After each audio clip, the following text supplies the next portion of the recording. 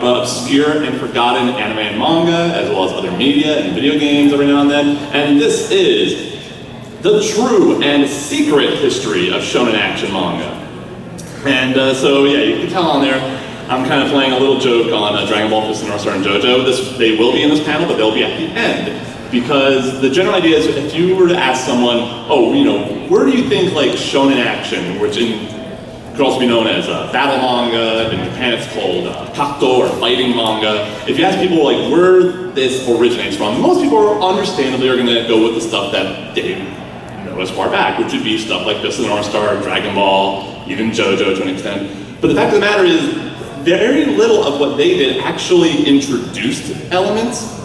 They just refined them into a form that we all know and we all love. And I'm hoping all of you love Shonen Action, right? Do you guys love it? Yeah. All right, cool.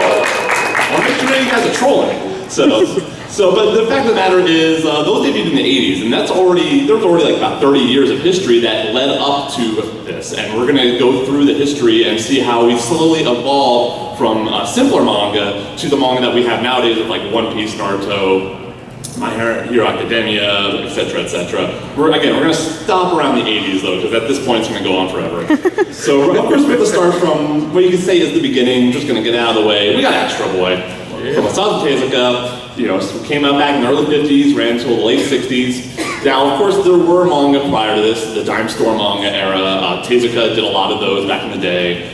But really, Astro Boy is kind of what you can look at as like the first modern example of manga. It kind of took, because back in the day before Astro Boy, again, it was like Dime Store manga, generally short stories. A lot of them are adapted from other works like The Lost World and Forbidden Planet and everything like that. And Astro Boy was this title. First of all, if you're not familiar with Astro Boy, the basic concept is Astro, or Atom in Japan, Tetsuan Atom, the mighty Atom, is a robot boy who was created by Dr. Tenma because he lost his son Tobio in an accident. So Dr. Tenma's, I guess, not all there, so he decides to create a robot clone of Tobio, and then he's living a happy life. And after a few years, he's wondering, why aren't you growing old, Tobio? This is not right. I created you. Why aren't you growing old? You created a robot, dumbass. Yeah, so he throws Tobio out, and he gets picked up by another, I believe it's Hachinomizu, the man with the big nose there, and he picks him up and, you know, rechristens him Atom/Astro. And one of the big things about here in Astro Boy is just about trying to become a real boy in a world where robots are kind of looked at as a downtrodden class. It's a lot about like almost, you know, Tezuka brought a lot of racism and a lot of social, how the social climate was back in the 50s and the 60s. To kind of create this much larger, more ambitious product. And it showed some of the earliest examples of our old tropes and traditions, you know, enemies becoming friends becoming enemies, you know, friendship, power of friendship. But if you read Astro Boy, it's not going to feel like Shonen Action series. But I'm going to bring it up because someone's always going to bring up, well, what about Astro Boy? So there you go. So next we're going to move on to 8-Man. So this is by Kazumasa Hirai and drawn by Jiro Kuwata. This came out during the 60s, only for 5 volumes. So the idea of 8-Man, I'm bringing this up mainly because this is essentially RoboCop before RoboCop. So this is about a detective who was killed on the job, and then he's picked up and rescued by a scientist, by Professor Tani, and he's reconstructed into this robot body, this cyborg body, and he's called 8-Man because he's the 8th experiment. This one finally succeeded, and he has super speed, he has super hearing. He's pretty much, you know, super robot. He's pretty much RoboCop if he was a superhero. And the only thing is, if you know RoboCop, you know pretty much everyone just says, oh, Murphy's dead, but Murphy's in front of us. Yeah, but he's not really Murphy. Here in 8-Man, though, he has to have a secret identity. No one should know that Detective Yokota is still alive. So he takes on a human identity, and he calls himself Hachiro, because, you know, Hachi's 8. It's like Superman and Clark Kent. You take off the glasses, no one can tell it's him. But this is mainly worth bringing up because Astro Boy was about 100% robot. It was about a robot boy who wants to become treated like a human. Whereas in this case, Hachiro was a human, and he was turned into a robot. But he still has the idea of that presence, that idea that he was human. And it also gives the idea that humans can be possible of superpowered feats that they normally wouldn't be possible of. In this case, because he's an android or a cyborg, but it gives you that first real step forward, and this would help influence stuff like Kamen Rider, Transforming Heroes, and maybe RoboCop, who knows. So we're gonna go through a couple of them before we get to more details. Next up is Legend of Kamui. This was from Sanpei Shirato back in the 60s and 70s.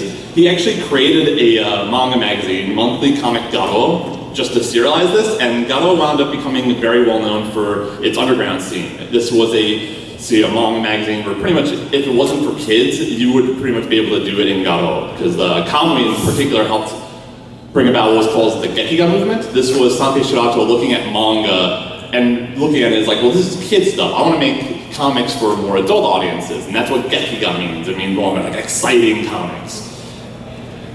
And Kamui is just a story about Kamui, a ninja back in the ancient era of Japan. And while this wouldn't have there was some superpowered elements here, the portrayal of the ninjas here are a little closer to how they were in the real life, but still a lot of what Sanpei Shirato did in terms of portraying ninjas, that would pretty much color how Japan and later everyone in the world would kind of look as ninjas. If you look at it now, the ninja that we think of isn't like the real life ninja that existed hundreds of years ago. Stuff like jutsus and special attacks and special abilities, being able to run fast, hide yourself, they're based on stuff that they could do, but not in the way that Kamui would start and influence others to do.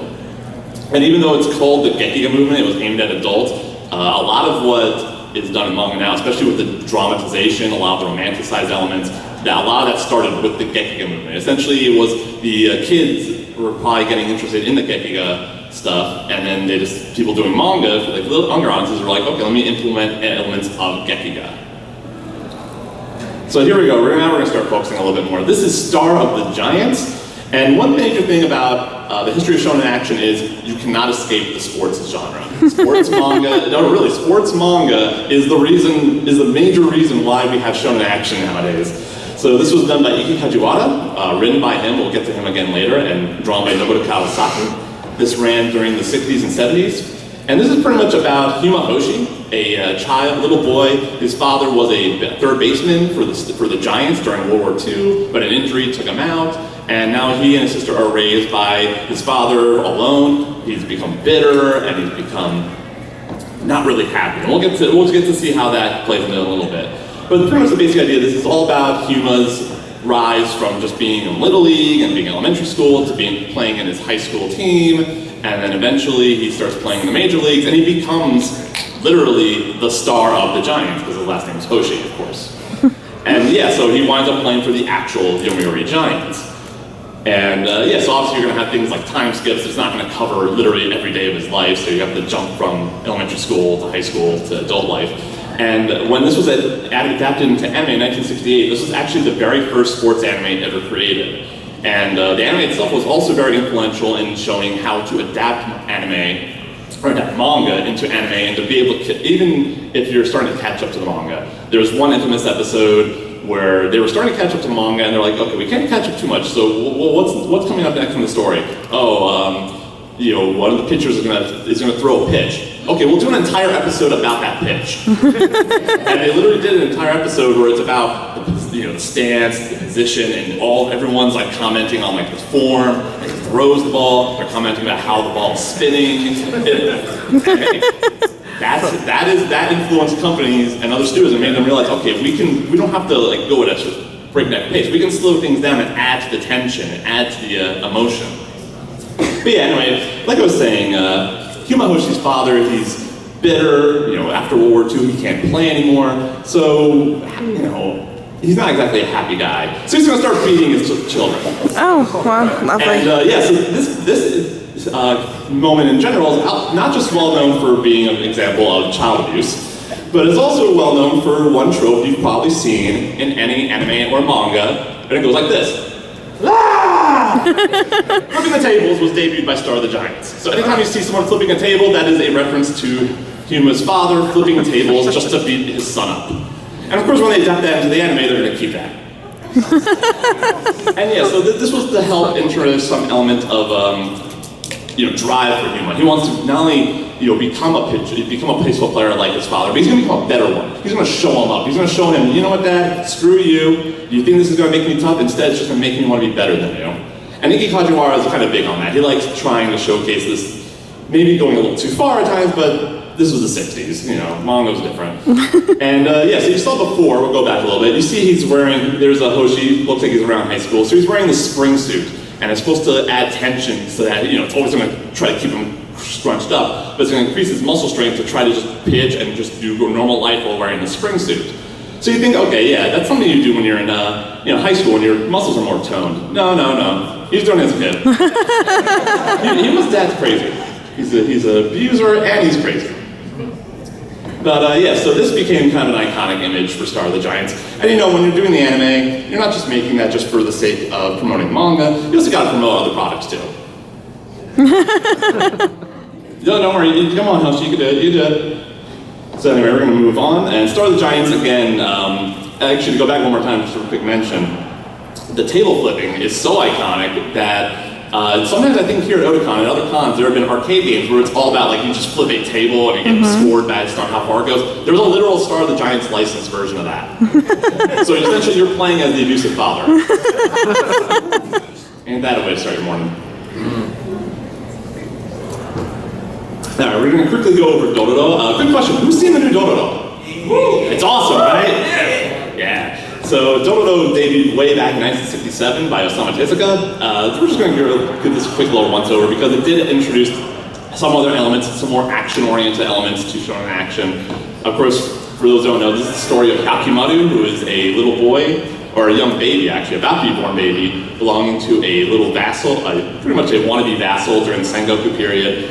His father, the vassal, decides to make a deal with 48 demons, or 12 in the newest anime, to pretty much get control of the land, and in return, he gives 48 parts of his newborn baby to the demon. So he's born, he has no eyes, no tongue, no limbs, he's no skin, he's pretty much looked at as a monster, he's pretty much treated like Moses, cast off into the river, and then he's found by Dr. Jukai, who gives him prosthetic limbs, and eventually, Hakimaru, as he gets older, he finds out, like, the demon stole his body parts. So he's like, okay, I'm gonna kill these demons and get my body parts back.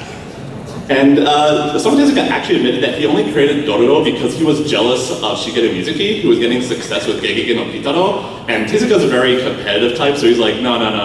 Someone else can't be successful. I'm successful. I'm gonna make a yokai manga. Dororo got canceled after a year. Aww. And then he came back and he did a quick and dirty finish. That's what makes the anime adaptation, the two of them from '69 and from 2019, interesting because they offered new endings. There's also a video game for the PS2, offers its own ending. It's almost for the best that it didn't have a proper ending, the manga, because it allows for a lot of reinterpretation. So we're gonna keep on going. All right, here we go. So this is, I'm just gonna put this right now. Without Ashitaro Joe, we wouldn't have Shonen Action as we know it today. And yeah, I'm talking about a boxing manga, a pretty much realistic boxing manga. So yeah, we're back with Iki Kajiwara again, doing the writing, but he did it under the name Asao Takamori, because he's doing a bunch of manga at once. And this is drawn by Tetsuya Chiba. So this is the story of Joe Yabuki, who is pretty much just this orphan child living in the slums of Tokyo during a not that quite great time in Tokyo, or in Japan in general. There's a bit of a recession going on. If you're in the slums, you're in really bad living, essentially. And Joe just doesn't care about anyone. He'll take advantage of anyone. He'll lie, cheat, steal, manipulate, just to keep himself happy so he can go to the pachinko parlors and just waste all the money he just stole from everyone. But he's a good fighter. He's a scrappy fighter. And one day during a fight with some local yakuza, he's found by Danpei Tange, a former boxer who has this dream of one day becoming a coach again, even though he's a drunkard. And he sees Joe and he sees potential in him. And first Joe's like, nah, whatever, old man, you're stupid. But then Joe winds up getting arrested, gets sent to juvie, and then while at juvie he meets Toru Rikishi, an actual boxer who just got arrested and was doing time. And Rikishi's the one guy that Joe just can't beat, and it pisses off Joe. And he decides, okay, you know what? That Danpei Tange guy, he has a good idea. I want to beat this Rikishi, and he knows how to teach me how. So Joe winds up becoming a boxer because of that. And yeah, this literally inspired an entire generation of Japanese people. When the manga first debuted, there were actual reports from parents complaining about Joe, about how he's just this horrible role model. Why are you making a manga like this? You're going to tell all our kids to be a terrible person like Joe. But the trick with Iki Kajiwara, and especially Tetsuya Chiba, is they introduced assholes because they could be redeemed and be made better people. And even though Joe has his own personal demons that's kind of like the big part of the story, he never truly gets past them. but he becomes a better person, and he becomes an inspiration to everyone, and he became so inspirational that literally they did 2 legit funerals when characters died in this manga, halfway through and at the end, because they were just that important to everyone in the country. And yeah, a lot of elements of this, a lot of future creators would be inspired by Ashinojo. And yeah, what was it? Yeah, last year we had Megalobox. Who saw that one? Yeah. That was the homage, the 50th anniversary homage to Ashinojo, Tomorrow's Joe. And you can actually, there's a movie adaptation of the first half you can buy over at the discotheque booth when they open up. They'll probably have some copies down there today. But anyway, one thing about Ashinojo that's interesting is the artwork from Tetsuya Chiba. So when he first starts off, you know, Joe's like, it's kind of cartoony. He's like, I'm just this little teenager kid. I know what's better. And everyone's stupid. Adults are dumb. And there's Dante going like, okay, what's wrong with this kid? I'm gonna try it. And they wind up helping each other out because Dante stops drinking, becomes an actual like good person for Joe to rely on. And then when we get to the end, Joe becomes older. Tetsuya Chiba's art gets better, and we see it's much more refined. And you see right there, he literally is gone from this person no one cares about to someone that everyone looks up to. Because he still lives in the slums. He tries to help give a better life for everyone in the slums. And that showed in Japan that it doesn't matter where you came from, as long as you have a reason and you have, you know, grit and determination, you can become better. And again, just to show again, Tetsuya Chiba's artwork can be outright amazing sometimes. And that's yeah, the final fight between Joe and after he's been beaten up by Rikishi. It's an iconic image. Almost as iconic as that image. That is not a spoiler because that is the most well-known spoiler in all of anime and manga. If you just think of it, you've seen probably at least 10 references to it throughout history. Who's seen Gurren Lagann? You know what episode that references that. And of course, yeah, the first half you can get a compilation movie from Discotheque on Blu-ray and DVD, and you can actually watch Ashinojo 2 on Crunchyroll still to this day. It adapts the second half of the series, and you can actually go to Champion Joe 2, as it's called, without seeing the first half. It calls back and does flashbacks to the first half throughout the entire series, even to like the very last episode. And it's done in a very cool way where even if you've only seen this one series, by the last episode, you'll have understood Joe's time being the best. So now we're going to finally go into what kind of becomes a little bit of a focus here is the Shonen Jump titles. Shonen Jump debuted in 1968, 51 years ago, and really Shonen Action's kind of defined mainly through Jump, though Magazine and Sunday and Champion do have their elements as well, but a lot of it's through the friendship, effort, victory motto of Shonen Jump. And the first big hit title they had was Otako Ippiki Gaki Daisho, or the Ideal Boys Gang Leader by Hiroshi Motomiya, who would later on probably be a little more well-known for doing Salaryman Kintaro, which is kind of like the same thing except about a salaryman, a biker who becomes a salaryman for his kid. But yeah, so this is about Mankichi Togawa. He's pretty much the roughest, toughest kid in his area. And eventually he has to prove himself. There's an infamous scene where he takes on 108 people and beats them all up to show that he's that damn tough. And eventually Motomiya decides, okay, I'm gonna move him to Tokyo and we're gonna start addressing societal issues. And the only way I know how, which is probably by beating everyone up because they're stupid. It doesn't do too much for shonen action, but a lot of elements of Gaki Daisho would inspire other people. And yeah, so it also normally attracted a female audience because of Motomiya's art style. You can tell it's not really kind of about the shonen, but you can see why women would be attracted to it. And there actually are stories of once female fans found out where Motomiya's studio was, they would apparently barricade themselves in front of his door trying to get his, probably his autograph and his attention. So just so you know, the Joshi have always been around. They've been around since the 60s, 50s, whatever. So we're going to keep moving on. We're going to move ahead a few more years. So here we have Babel II by Mitsuta Yokoyama. Yokoyama himself is probably the least well-known but most important mangaka in history because he is right up there with Tezuka and Shitaro Shinomori in terms of establishing a lot of the standards of manga and anime. He's also the creator of Tetsujin 28, the first giant robot, Sally the Witch, the original magical girl, and Babel II is his iconic action series. So this is about Koichi.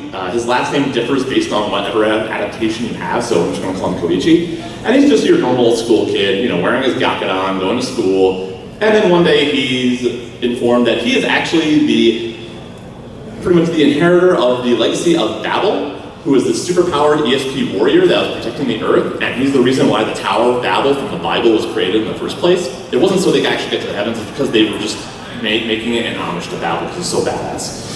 And yeah, so people are trying to take over the world, so it's up to Babel II, aka Koichi, to save the day. And so yeah, he realizes he has ESP powers. And he also has a giant robot named Poseidon. He has this shape-shifting leopard that can help him out. He also has a giant pterodactyl to help him out. And yeah, so this is like one of the earliest manga to pretty much take like your normal kid, and instead of just making him rough and tough, he's actually super powered. And he has literal ESP powers. He can. And one of the more well-known things you can say is, even though he's a super powered hero for the world, he's still a cool school kid. He's gonna wear that Gakron everywhere. He's gonna get it torn up, he's gonna get it fixed, he's gonna get it torn up, he's gonna get it fixed. Because you know, the Gakron, the traditional schoolboy outfit, you have that nice, you know, buttoned up shirt, the vest, you have the shirt underneath, you have the same colored pants. It's a very stylish look, to be fair, it's very iconic. And that actually would influence other creators to kind of be like, oh, well, yeah, that's very relatable. You know, kids know what that looks like. So we have Koichi there, he's telling you to vote, or whatever, I don't know what he's trying to do. Stop pointing at me. And yeah, so that Gakron look would be very iconic, and it would go to the point where you don't have to even be a school kid to start wearing Gakron if you're in a Shonen Action Manga. So later on we have Kuma no Kojiro by Masami Kuramada, which we'll get to a little later. Only one of them is actually a student, and it's the girl. Everyone else are ninja. But to be fair, the first story arc, it's two rival ninja clans helping two rival schools. So you could make the argument, okay, they're just trying to blend in. But then you get to the second story arc where it has nothing to do with those schools, and it's involving like destiny and sacred swords and a war involving, you know, destined warriors, one of which is sealed up for 4,000 years and he's still sealed in the Gakron. He predates the Gakron. Sigma created the Gakron 4,000 years ago. Like, he's literally unsealed, and he's like, hey, Kojiro, what's up? And probably like, why are you wearing a schoolboy outfit? That's not a schoolboy outfit, this is just, I made this. You all copied me. And of course, you know, when we're thinking about Gakron toting warriors, saving the day, we gotta have our favorite, Chitara Kujo. And of course, you know, he's pointing. You get what this means now, right? Hirie Garaki has stated that the only reason why Jotaro walks around the hot sandy deserts of Egypt in a Gakron, where he probably would die from heat exhaustion, is just because he wanted to make that with a second reference. So yeah, there's no reason for him to wear the Gakron other than Koichi did it first. And yeah, that point is probably meant to be a reference to Koichi. So we're gonna keep going on. And now we're gonna finally start getting into the true feeling of Shonen Action. We're starting to get over the top, we're starting to get super powered elements in anything, hot-blooded screaming, and yes, this is a baseball manga. This is Team Action by Shiro Tozaki and drawn by Norihiro Nakajima. This ran in Jump during the mid-70s for 20 volumes. And yeah, it literally laid the over-the-top groundwork for Shonen Action, and it's a baseball manga, I will explain. So what is this about? This is about a Filipino man named Jay Shiro he encounters Eiji Sawamura, the Cy Young of Japan, who was enlisted during World War II and was stationed in the Philippines. He died in the Philippines, so that is true. What may not be true is that Eiji Sawamura came across a Filipino kid and said, I have this vision that one day in the future, 9 children will be born at the same time, on the same day, at the same second, and they will all have a birthmark on their body that looks like a giant baseball. And these 9 will come together, and they will become the Astros Supermen, and they will become the greatest baseball team in the world, better than the Giants and better than the American players. True story, Eiji Sawamura did do an exhibition match against the American players like Babe Ruth and everyone at the time, and he struck them all out. He was actually offered a contract with MLB at the time, but decided to stay in Japan. But yeah, so Jay Shiro finds them, and he doesn't find all of them right away, but he finds most of them. And Japanese baseball refuses to acknowledge the team's existence because it sounds like crazy talk. And yeah, then later on, one of the very own Astro Superman wants to kill everyone else. So he gathers his own team called Team Victory to take them on. And yeah, I said kill. So this is a normal old manga. You know, this is traditional baseball manga from the 70s. I mean, what's the worst that can happen? I mean, you know, ball's coming at you, you gotta catch it, right? You catch it with your chest. And let's see. When you're on a train, you tie yourself up to the trees and you have your partner, you have one of your other players hit you in the back with a giant log because you gotta train your body. You know, this is traditional, normal stuff. And so, what else? Oh yeah, when your bat swings are so strong, you need to explain them using nebulae. So that is the Andromeda Nebula swing. because that's how powerful it is. And of course, you gotta keep your opponents from getting runs in any way possible. So you're gonna beat the ever-living crap out of them with your opponents, even if it's your blood brother. And of course, so Team Astro is absolutely insane. There was a live-action version done in 2005 that actually was legally streaming here in America until like 2015, from like 2009 to 2015. It's a shame because that's how I first saw the series. It is literally that insane. And probably the peak of Team Astro, the most insane moment I can think of, is this one, so I'm going to show it in a second. So our main character, Kyuichino, is getting ready for the match of team victory against Kyushiro, the man that wants his spiritual Astros Forbidden Brothers dead. He needs to be able to create a curveball that no one can match. So he's got to be able to do something. He's got to train his hand to deliver this amazing curveball. So it's curving, it's spiraling. He needs something to give him that spiral power. Rotary drill. You don't think I'm going to show it, do you?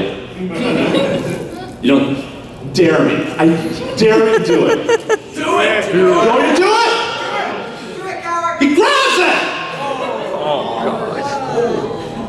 And it works. It gives him an amazing curveball that can go like over here and then back. And so Team Astro is absolutely insane. It pretty much half the time you wonder if they're actually even playing baseball. Actual players die during the matches. It is 20 volumes long and only covers 3 games, and the final game of Team Victory is literally half the manga. So after 20 volumes, Japan got mentally tired of it, so they had to cancel it. And it literally ends with J-Shiro going, "I found the perfect opponents for you guys next. We're gonna go to Africa and fight some Maasai warriors."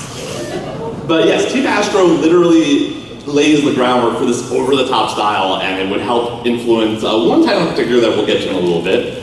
But after all this craziness, we have to get something a little simpler. So this is the last one I think we're going to just go over really generally. This is Ganbare Genki. Also, I wanted something else from Shonen Sunday, which I feel is kind of like the heart of Shonen. It may not have as much hot-bloodedness or over-the-top action, but it feels like everything that is in Shonen Sunday, it comes from the heart. It's very honest, very earnest, very much about emotions and familial bonds. And Ganbare Genki is very similar to Star of the Giants in that it's about Genki, whose father was a professional boxer, didn't go too far, and now his father is raising Genki by himself because, of course, his father's dead again. And unlike Huma Hoshi, though, Genki's father is very loving, and Genki wants to become a boxer just like Dad. And pretty much took the same concept from boyhood all the way up to the professional boxing ring. But it's about boxing, and there's no child abuse. So thank God for that. So anyway, so like I said, Team Astro was very inspirational in some ways, and it was very inspirational for this manga. This is a personal favorite of mine, Ring Kaketo, or Put It All in the Ring by Masami Kurumada. This actually was not his first work. This was his first big hit though in Japan. So this ran throughout the late 70s and early 80s. And this is about Ryuji Takane, who is a son of a professional boxer who died before he could truly become world champion. So he and his sister Kiku, they're with their mother. The mother needs to try to give them a better life, so she marries another guy that promises to be able to give a better life. Unfortunately, the guy's a drunkard, an abusive drunkard. So yeah, we're getting the Star of the Giants again. But before he really gets too bad with Ryuji and Kiku pretty much decides, screw this, I'm taking Ryuji, we're going to Tokyo, I'm going to give you a better life, Mom, bye. They literally go on a train and just leave while their mother's chasing after them, trying to chase the train down. And at first Ryuji's like, no, I don't want to do boxing, this is stupid. And eventually he comes across a prodigy, a young prodigy called Kenzaki. And Kenzaki just beats him down. And of course, Ashino Joe style, this prompts Ryuji to want to actually take up boxing. And the major idea of it is eventually they wind up, Ryuji and Kenzaki are friendly rivals, they're pretty much very close friends. They find 3 other boxers from around Japan, they form a group called Golden Japan Junior, and they go up against other junior boxers from all around the world. And originally it was very inspired by Ashino Joe, but very quickly Kurumada realized, I can't just copy Joe, I got to do my own thing. And that's where he took the Team Astro influence. As he puts it, quote, the ability to attract an audience. So he decided, okay, I'm gonna start implementing more over-the-top elements. And eventually fans wound up calling this SF boxing or sci-fi boxing.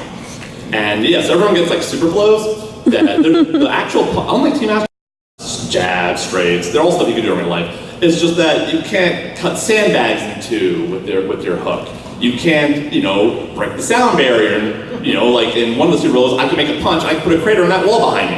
It's that powerful.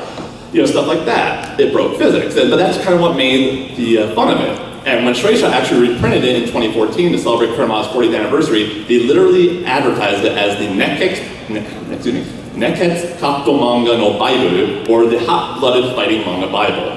This is literally the publisher saying, this manga is the Bible that every Shonen Action series follows from this day on. So again, what did it do? It mixed together adhering to the sport, unlike Team Astro, but still gave it the over-the-top execution. It was pretty much Joe and Astro being fused together. Again, since they wound up creating a team, this also introduced the idea of a team tournament. So instead of like either a tournament where you're just fighting by yourself, or you're part of a team like baseball, instead it's teams where each fight is individual because they're boxing, but you want a team victory. You want to be able to take out all the opponents on the other team. And pretty much the team tournament becomes the go-to standard for a lot of other shonen action series. Like the Tournament of Power in Dragon Ball Super, the Dark Tournament in Yu Yu Hakusho, we can keep on going, just naming stuff. I won't say it debuted the rescue arc, but it also innovated it. So about halfway through, Kiku gets kidnapped by the Shadow Clan, which is this forgotten sect of boxing formed by a man who tried combining boxing with assassination techniques. And of course they were forgotten about because he killed a boxer. So they want to come back into the light though. So they decide to kidnap Kiku in a way to bring Ryuji out. So Ryuji has to rescue his sister, and the way that the rescue is done is pretty much the same way that you see him nowadays in almost any manga that has a rescue arc. So anyway, we got Ring Kaketo. So this is one of the super blows here. This is from Ishimatsu Katori, who's Kurumada has said that's who he based himself the most off of, doing Hurricane Vault. So Ishimatsu does like jumping attacks, so he has good legs, so he attacks from above. That in itself is a reference to Ashino Joe. One of the last fights Joe has is against a wild tribal man taught to box called Harimao, and he jumps all over the place. He spins around, so he's also Blanca from Street Fighter. And literally, the only way Joe could beat him is to jump above him and deliver something that Harimao cannot expect. We also get super blows like the Galactica Magnum from Kenzaki, complete with nice little baku. And yeah, so literally it's like the punch that's just the power of a supernova. And that's the idea, like, the punches themselves are real, but the effects, Kurumada opens up and makes it more fantastic. It opens the imagination for a lot of people. We also have a super blow called Jet Upper from Kawaii. And again, a lot of also elements of utilizing sound effects to help, special sound effects to help make things more iconic, which would be picked up by other creators like Hideki Araki and Jojo, and Nobuki Fukumoto and Kaiji and Akagi. And also, this was the original full-color final chapter. So when it ended in late 1981, it was so popular. So this was generally considered the manga that jumped to 3 million readers. And it is, when it was coming to an end, Shueisha said, okay, the last few chapters go into the final, they're all gonna get color pages. And then when we do the final chapter, we are literally gonna publish the entire thing in full color like it's an American comic. I won't say it's the first time it was done in general in manga, but it's definitely the first time it was done in Jump. And it's only been repeated 3 times since. Dragon Ball, Slam Dunk, and the one that's relevant to us all, Naruto. I'm sure One Piece will be later on whenever that actually ends. You never know. Koji Kami ended after 40 years and didn't get it, so you never know. So, actually, I thought I had it. Oh well. So yeah, that's Ring Kaketo, Ring Kake. It's very influential. There was an anime around the 2000s and the beginning of this decade. Not available legally, unfortunately. It's a shame because it's a really fun series. But if you ever had the chance to check out Ring Kake, especially if you're into anime, definitely give it a go. You'll see a lot of elements that would become so standard. They might feel like tropes nowadays, but you have to remember, like, these were coming back before they were truly, like, defined tropes. So we're gonna go another quick one really here, Space Adventure Cobra by Buichi Terasawa. This is also in Jump. And this is about Cobra. He's a legendary space pirate, wanted by pirates and officers all around the galaxy, so he decides to go into hiding. So he masks his face, he blocks off his memories, becomes a guy named Johnson, and this is pretty much Total Recall, so he winds up eventually finding out that he really is this space pirate, and he decides, okay, screw it, I'm just gonna go and have fun again. And yeah, the big thing about Cobra is, you can tell from the artwork there on the cover, it brought a very strong pulp and sci-fi aesthetic to manga, to Shonen. You know, sci-fi had existed, and that pulp style had existed, but the way Cobra did it kind of brought it into a, again, not out of the Gekigo style, into more of the Shonen style. And it would help take stories out of the earthly realm. Because really, you had some space stories every now and then, but it was primarily you had stories based on Earth with humans. Cobra decided to show it that you can pretty much make whatever you want, and it's very iconic in its own ways, especially with the later anime it got. So we're going to continue on. And we have Kinnikuman by the duo known as Yurei Tamaga. Wait, something's not right with that artwork. That looks way too nice for the 70s. There we go. Yeah, so Yurei Tamaga went back and redrew a lot of the early covers because you could tell they got much better. The artist side got much better. So yeah, Kinnikuman ran from the late 70s to the late 80s. And this is pretty much this, originally it was a parody of Ultraman. The Kinnikuman was the superhero no one wanted because he was lazy and he was portly and he just wasn't really good. So if you truly had no one else left, you can get Kinnikuman, but it probably won't be good. But very quickly, Yuri Tamago, the two of them saw that Rinnenkake was doing very good. And they were friends with Kuramada, so they decided, okay, let's kind of copy what he's doing. We already were implementing wrestling references and we were big fans of wrestling, so let's just turn this into an over-the-top slapstick wrestling manga, where they take on warriors from all around the galaxy, they all come to Earth, and Suguru Kinniku, as his real identity is known, becomes this iconic shonen action hero. And yeah, it created actual moves as well, so we're going to get to that in a second. So probably the most well-known thing about move from Kinnikuman is the Kinniku or Muscle Buster, where he pretty much grabs everyone, puts them on his shoulder, and then just drops down and breaks their spine with the intention, it looks like. And if you follow professional wrestling anyway, you might be familiar with the wrestler Samoa Joe. He actually does the Muscle Buster, but instead of dropping him down, he does a backdrop. He doesn't want to kill someone. He actually literally ended someone's career with a botched one anyway, so it's a very dangerous move. He doesn't do as much anymore. And yeah, when you think of shonen action heroes, you think Goku, Luffy. They're very kind of lazy. They're very hungry all the time. That was Suguru. He was cool before that. He was that before any of them. They're pretty much all referencing Kinnikuman. He'd rather eat his beef bowls and not fight and just run away. But if he really has to, he is reliable in opinion. He is reliable. He just doesn't want to be reliable. So then we'll go on, or move on to another Jump series. This is Captain Tsubasa. This is an iconic soccer manga. And yeah, this is about Tsubasa Ozora, who has, ever since he was a little boy, he loves soccer more than pretty much anything in the world. He might love it more than his family, honestly. But no, I knew that part. But he does. It's pretty much literally just the rise of Tsubasa from his little time in elementary school to when he's in high school, and it's still running through various series to this day. The original one just ran throughout the 80s, which covered when he was in elementary school. But yeah, it's still running to this very day. He's actually played for actual teams in FIFA, organization. He's never made it to the World Cup though. I think that's the main goal for Tsubasa right now in his career. He's trying to make it to the World Cup. And yeah, Yoichi Takahashi followed Rinnenkake and Kinnikuman's lead by exaggerating soccer with all sorts of special shots, and also dramatizing a lot of the visuals. So there'd be a lot of parts in Captain Tsubasa where they'd be running across the pitch, the soccer field, and it would feel like it goes on for miles. That enemy goal is so far away, but I gotta push forward.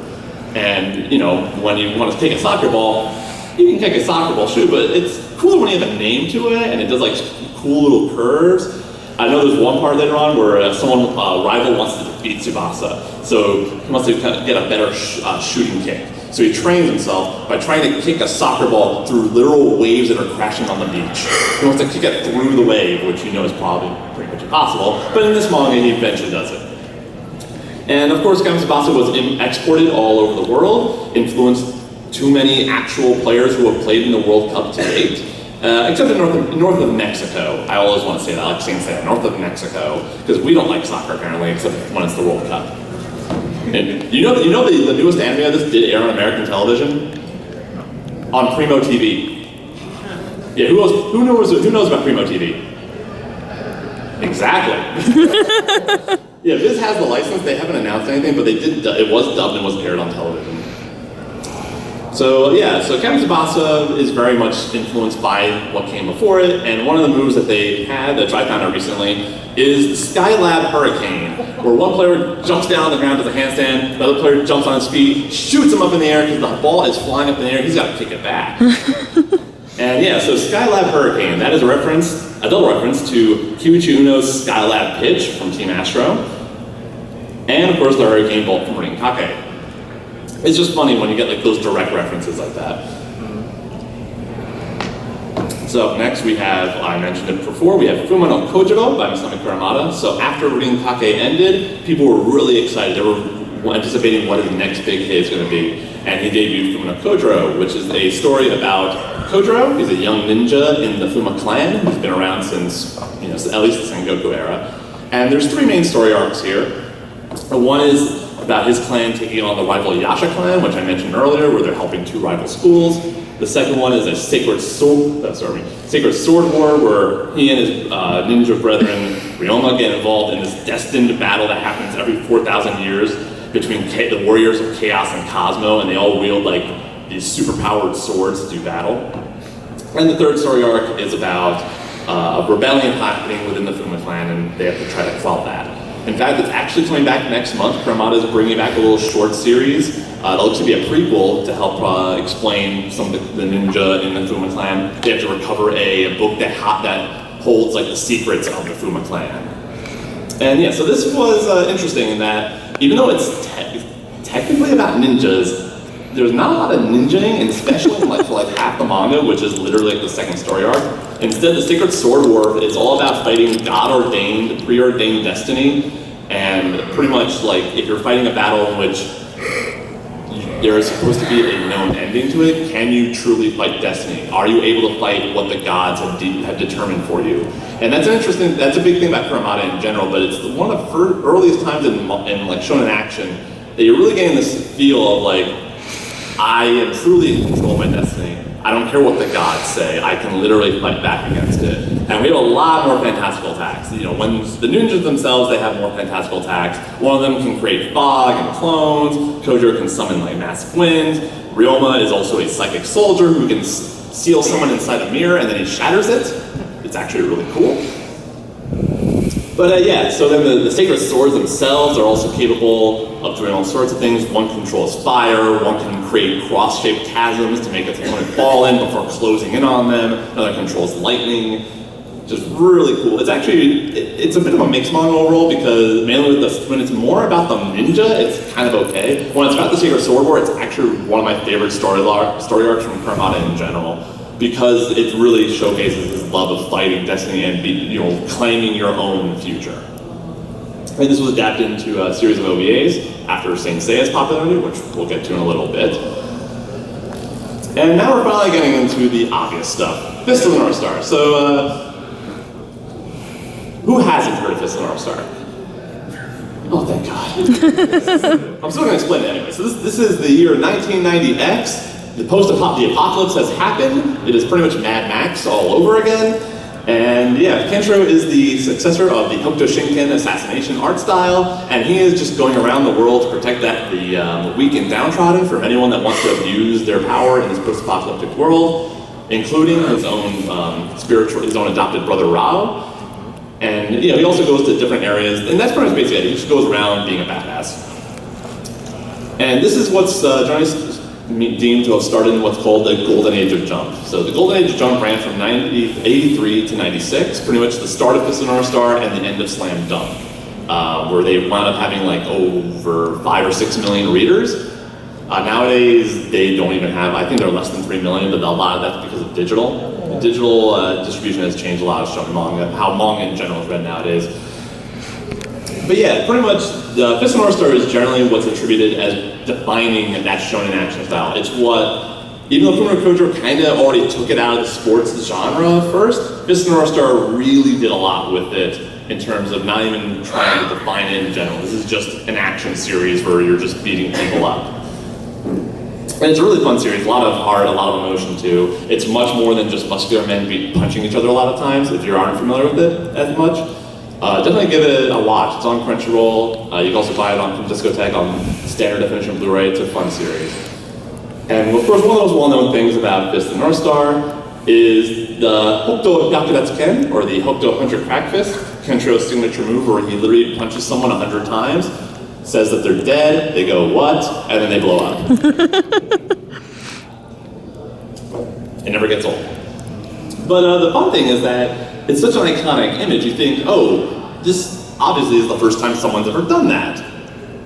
But if we look back in the past, we have Rin-Kake, and there's one story arc that has a character named Yamihoshi, and he has a move called Ashura Mugensho. The trick here is there's only one punch being thrown, so it's an illusion.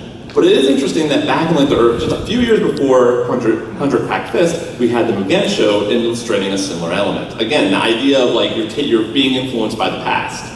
Fist and North Star solidified that image and would be utilized later on with Dragon Ball, Saint Seiya, from here on out. And I'm not, not deeming Fist and North Star as important on that. It's just interesting to see where it may have been influenced from originally. All right, seriously, do we need to say anything about this? No. Are we all tired of Dragon Ball? No. Trust me, Super's gonna come back and we're all gonna be happy again. But yeah, so the interesting thing about Dragon Ball is that Akira Toriyama is literally the definition of being dragged into doing action manga, even though he really doesn't want to. This was his second serialized manga. The first one he did was Dr. Slump, which is a gag manga about a robot girl, which is really, it matches Toriyama's humor, in which Toriyama doesn't really want to show people beating each other up. He'd rather just do poop jokes all day. Like Arale literally just picks at poop with a stick. That's Toriyama's humor in a nutshell. And yeah, so it pretty much went from Jackie Chan-esque comedic action to your standard setting energy blast firing action where everyone's going, ah! And so it's kind of fun, so we're going to skip over, we're going to get back to it in a little bit. And then we have Saint Seiya. This was, so what happened here is after Fumina Kojo, Kurumada wanted to make his magnum opus, the manga he had spent 10 years planning, which was a Tokozaka. A Tokozaka bomb because it was everything that wasn't what manga had become. He pretty much had outdated himself. And it got canceled after 3 volumes. So he decided, okay, fine, I'm going to make a manga mainstream, and that became Saint Seiya. It's his most successful work, brought all around the world. There's a new Netflix series that I'm hearing mixed opinion on. But yeah, so going mainstream did work for him. For those who aren't familiar, this is about the Pegasus Seiya, the Bronze Saint who fights for the goddess Athena, as well as other Bronze Saints that fight with him. They face off against various evil, like a coup within their own base, as well as the gods of Poseidon and Hades. The interesting thing about Saint Seiya is Kurumada, he already had success with Rin-Kake and even Fumina Kojo to an extent, but now he has a new generation of readers. So he already had all these ideas, these names, these terminologies, character designs. Kurumada does follow this Tezuka star system where he treats like his characters like they're actors. They can be recast in new roles. That helps give you an instant idea of what these characters are going to be like, and also lets you play against type. So we're going to get to it in a little bit, and he's going to reuse a lot of elements from Rin-Kake and Kojiro for Saint Seiya, but Saint Seiya is going to be what they're most well known for. And of course, exported around the world, just as influential in Dragon Ball internationally, especially in Europe and South America. We didn't get it until 2003 with a horrible dub by Deke. Seriously, do not ever watch any bit of Deke's Knights of the Zodiac. You will be in pain. I watched it all last year and it was horrible. So anyways, here's the funny thing. So Kurumada really almost takes the star system to like its extreme here. So in Saint Seiya, we have a gold saint named Shura, Capricorn Shura. Inside his arm is the spirit of Excalibur itself, a holy sword or sacred sword. Well, in Fumina Kojo, there was a Chaos Warrior named Shura, and he wielded a sacred or holy sword. Not Excalibur though, but utilizing the same element but in a new way. There's another, probably the most iconic attack. One of the most iconic attacks in Saint Seiya is Leo Iolia's Lightning Plasma, where he punches at the speed of light, so it looks like a bunch of beams. And in Rin-Kake, one of the 12 gods of Greece, Venus, has a litter blow called Lightning Plasma. Again, utilizing old ideas in new ways. Another one, we have Andromeda Shun with his Nebula Chain. One of the things he can do is he can lay it around him, and if anyone steps into that field, it gets automatically attacked. Compare that to Ko and Shuryu's Byakujin from Fumina Kojo, where they lay out feathers, and once they see the feather shift, they can then throw a deadly feather at someone's heart. And of course, the funny thing is we just had that cover art showing Stan and these guys all lined up. It's a very iconic art, looks cool. He already did it from Jojo. It's a little different again. He's changing it up, so I won't harp on it. But here's the interesting thing. As the HCDC said, who made who? So Dragon Ball is best known for what we all know as its Z portion. Not actually called anime manga, but where it moved the series into energy blasting and fast punching, Super Saiyan, that's a word, action. But that didn't start until October 1988 when Raditz debuted in chapter 195. There were some elements of it still before then, but this is all after Saint Seiya had debuted. Likewise, Goku didn't go Super Saiyan until March of 1991, which was after Saint Seiya ended. So you have to start wondering, was Toriyama encouraged by his editor over at Shueisha and Jump to follow more of what Kuramado's doing? Again, Toriyama would have just done Jackie Chan action all he wanted. It may not, the manga may have ended though if they did that. He was probably encouraged to do a little more like what his contemporaries or his fellow artists were doing. And the main thing I'm just trying to get at is, what came first then? Super Saiyan? Or Soul, or the Power of Gold? Also, while I'm picking on Dragon Ball, everyone loves the Scouters. The iconic Scouters. It tells you it's over 9,000. What 9,000? But really, Toriyama, the Scouters in that, Toriyama was likely just referencing the mech anime Blue Comet SPT Laser, which came out in 1985. And of course, time, so I can get a little more detail about this. So the last one I'm going to bring up is JoJo's Bizarre Adventure by Hidehiko Araki. This is a really weird one because technically it's still running to this day, but it's the weird way it goes. For those who aren't familiar, which I'm sure is no one, I'm going to say it anyway just to waste time. JoJo's Bizarre Adventure is a multi-generational story about pretty much a member of the Joestar lineage and their battles against evil. It starts off originally much more Fist of the North Star style, big muscular guys with mystical powers, and eventually he transitions it over to spiritual powers, stands, and that pretty much becomes the status quo from part 3 on. And originally when it debuted, when it ran, parts 1 through 5, which had Jonathan, Joseph, Jotaro, Josuke, and Giordano, part 5 just had its anime recently finished. Or actually, no, this weekend, actually, the last 2 episodes I think are going to air.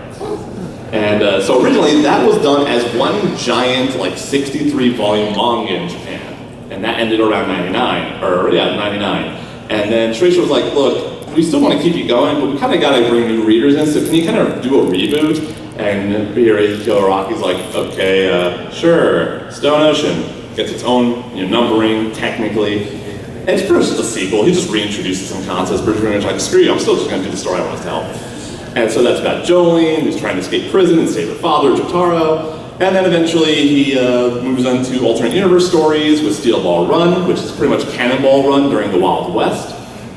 And JoJolion, which is still running to this day, and I'm not sure anyone can truly explain what JoJolion's about, because that's the point. But yeah, so what Araki did is, this wasn't his first manga by any means. He had a couple beforehand that didn't succeed. Probably the more well-known one is Bao, which is a really fun little gritty, pulpy, hyper-violent series, very short too, very worth a read if you're a JoJo fan. But with JoJo, he was really clever about this, where he did the generational story, in that it allows him to tell different storylines. Allows him to mix up the story while still keeping everything in a familiar visage. He doesn't have to do a brand new story and kind of have to reintroduce everyone. Instead, if you already were a fan of the previous parts, a new part's coming, you kind of have an idea of what he's going to go for, but he's still going to trick you up, and he's still going to surprise you in different ways. And so you know the rest at this point. The road just keeps going and going and going. It's kind of pointless to keep on going. So we have Yu Yu Hakusho, which it strengthened a lot of the elements. Togashi was also, the creator Togashi was also very much into kind of going against tradition in a lot of ways, because he's similar to Toriyama in that he didn't want to do action series. He'd rather do something more psychological. You should read Hunter x Hunter. He's all about just exploiting everything nowadays.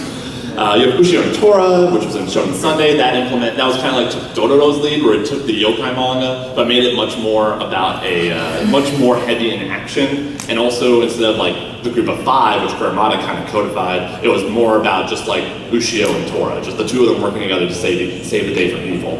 Grappler Baki, which, yes, was a shonen manga, is a shonen manga, still in Shonen Champion to this day. And that pretty much introduced a more grounded reality, but, people are still superpowered, and you can, put grenades in your mouth and still survive the explosion.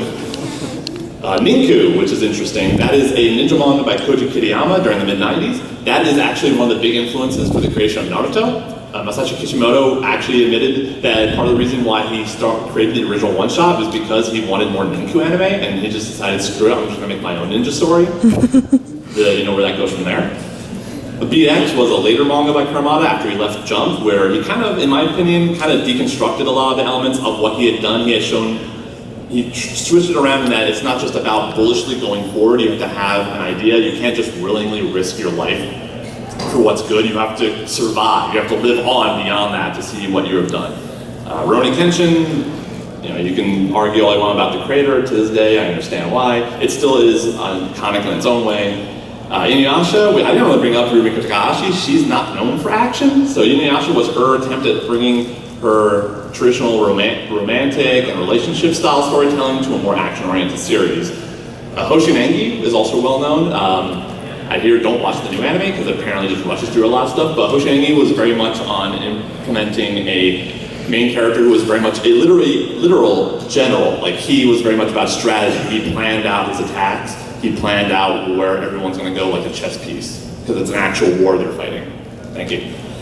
And Naruto, Bleach, we know that. Get Backers, just another fun series there. As we keep going, that's why it's getting smaller text, because we kind of know what these elements are at this point. One Piece we know, Law of Wacky, kind of again, just plays around with the shonen aspects a lot of the way. If you haven't seen Law of Wacky, definitely give it a watch, it's a ton of fun.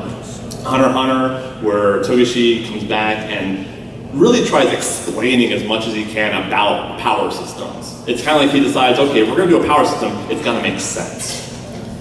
Shaman King, which was like essentially the next generation of Jojo, where you had shamans that had their spirits behind them. Yu-Gi-Oh! Was then also influenced by both of those. We have Reborn, My Hero Academia, Black Clover, One Punch Man, ... the road keeps going and going. And yeah, so like I said, this is the first of a triple gauntlet I'm doing. So in about 50 minutes at this point now, I'm going to be over in the AMV theater over there, doing anime openings and video games of the new teens. We're going to look over a bunch of anime openings that were done only for non-anime related video games throughout the past 10 years. We're going to finally catch up. I've been doing it for the past few years. Then at 2:45 over in Giant Panel Room 1, I'm going to do Sensei's Masami Kuramada, the man who defined shonen action, where I go into more detail about why Kuramada's influence is so important to understand, and also a lot of stuff that you may not know are references to his work. I will explain them to you. And then tomorrow, back in the AMV theater, is going to be anime openings and endings the man doesn't want you to see, which is literally just about me showing off anime openings and endings that have been removed or altered when it came out of Japan, and even some that were altered in Japan. So thank you so much for coming. Enjoy the rest of the con.